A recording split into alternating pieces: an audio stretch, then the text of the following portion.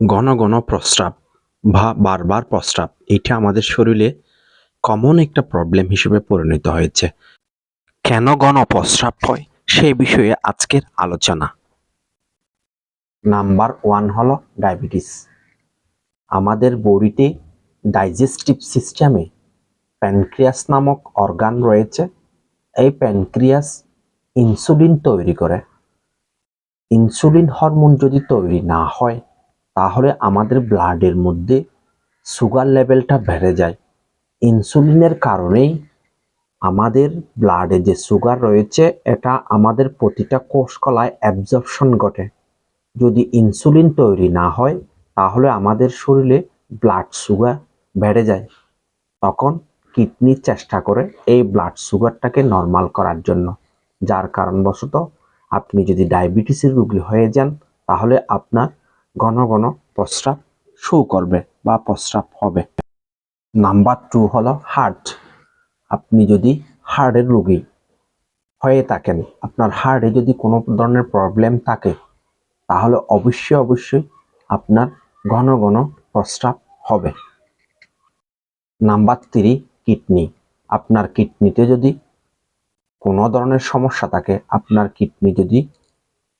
কিডনিতে প্রবলেম হয়ে যায়, তখন শরীরে বর্জ্য পদার্থগুলো বা ব্লাডের মধ্যে বর্জ্য পদার্থ জমে যায়। তখন আপনার কিডনি একটা অ্যাকশন দিয়ে ঘন ঘন প্রস্রাব হবে।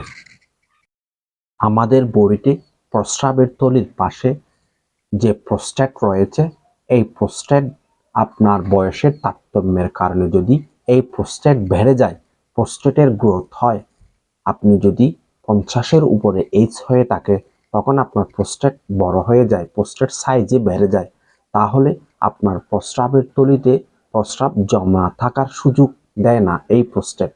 এই প্রোস্টেটের কারণেও আপনার ঘন ঘন প্রস্রাব হতে পারে। UTI, urinary tract infection, female এবং মেল, পুরুষ এবং মহিলা দুজনেরই ইউটিআই হতে পারে। অর্থাৎ আমাদের যে ইউরিনারি সিস্টেম রয়েছে ওই সিস্টেমের মধ্যে যে রাস্তা, ওখানে ব্যাকটেরিয়া ভাইরাস যদি ইনফেকশন হয় তাহলে ইউটিআই ঘটে। ইউটিআইয়ের কারণেও ঘন ঘন বডিতে প্রস্রাব শো করতে পারে।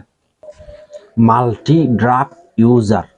আপনি যদি ডায়াবেটিসের মেডিসিন সেবন করে থাকেন, হার্টের মেডিসিন সেবন করে থাকেন, প্রেশারের মেডিসিন সেবন করে থাকেন, বা আপনি যদি একাধিক কম্বিনেশন ড্রাগ নিয়ে থাকেন, ওটাকে মাল্টি ড্রাগ ইউজার বলে।